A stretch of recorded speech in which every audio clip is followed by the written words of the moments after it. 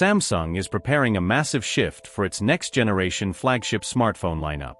The upcoming flagship series will officially bring back a strategy that has sparked endless debate among smartphone enthusiasts for years: the dual-chip implementation. Depending on where you live in the world, the phone you buy will feature a completely different processor under the hood. Some regions will receive devices powered by Qualcomm's next-generation powerhouse, the Snapdragon 8 Elite Gen 5.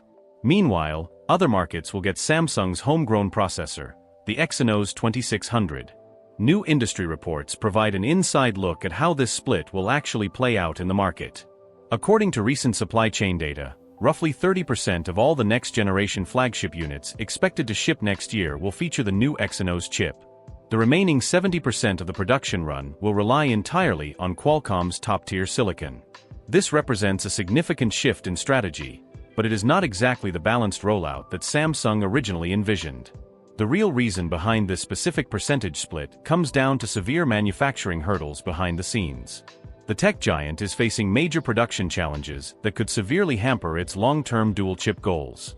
The upcoming flagship portfolio is expected to follow the company's traditional three-tier structure. This includes the standard base model, a slightly larger Plus variant, and the top-of-the-line Ultra model. While there were heavy rumors circulating in the tech community regarding a second Edge variant to mix up the lineup, the company has apparently shelved that plan entirely. This decision stems directly from weak sales performance of the current generation Edge model, pushing the brand to focus its resources strictly on the three core models. An earlier supply chain source suggested a very specific geographic distribution for these processors.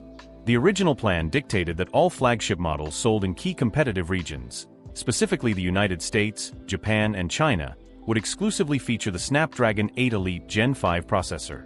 On the flip side, the Exynos 2600 was slated to power the units sold throughout Europe and other worldwide markets. However, due to sudden changes in production capability, the company has been forced to alter its course. The brand has now significantly limited the actual deployment of the Exynos 2600, restricting its use almost entirely to its home nation of South Korea. This drastic reduction in regional availability is tied directly to the commercial production lines. Samsung has officially commenced manufacturing for the Exynos 2600, utilizing its highly anticipated 2nm fabrication technique. This is a massive technological leap on paper, but the actual output numbers tell a different story. The initial production run of this flagship Exynos processor is reportedly sitting at around 15,000 wafers. When you translate that into actual usable chips for retail devices, it reflects only about 30% of the overall production capacity projected for the flagship lineup next year. The bottleneck here is a notoriously low manufacturing yield. Reports suggest that the current yield rate for Samsung's sophisticated 2nm technology is hovering at a mere 30%.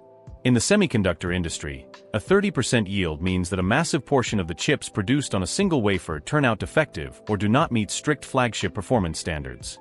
While internal sources claim that the yield is expected to improve in the coming months as engineers refine the 2nm technique, the current numbers simply cannot support a global launch.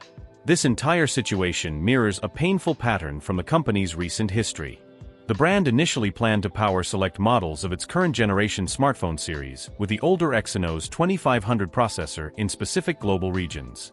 However, incredibly low yield rates and unexpected thermal challenges forced the company to abandon that plan entirely at the 11th hour. Instead, they had to pivot and opt for Qualcomm's Snapdragon 8 Elite CPU across every single model sold worldwide. The brand is working around the clock to ensure that exact same scenario does not repeat itself with the forthcoming flagship series. By limiting the Exynos 2600 strictly to South Korean models, the company can still showcase its 2nm manufacturing capabilities to investors without risking a massive global inventory shortage if production lines stall. For the vast majority of consumers around the world, this means your next flagship device will be powered exclusively by Qualcomm silicon. Section 2, Battery Stagnation, 65W Charging, and the Qi 2 Design Revolution. While the internal processor debate rages on, the physical hardware specifications of the absolute top-tier model, the Ultra, are beginning to surface. Tech enthusiasts looking for a massive breakthrough in battery capacity might find themselves a bit disappointed with what is coming down the pipeline. The next-generation Ultra flagship will continue to employ a standard 5,000 mAh battery cell. This completely eliminates any chance of a physical increase in battery capacity for the upcoming model year. To put this into perspective, the 5000 mAh metric has been a permanent fixture of the Ultra series ever since the historic debut of the S20 Ultra back in 2020.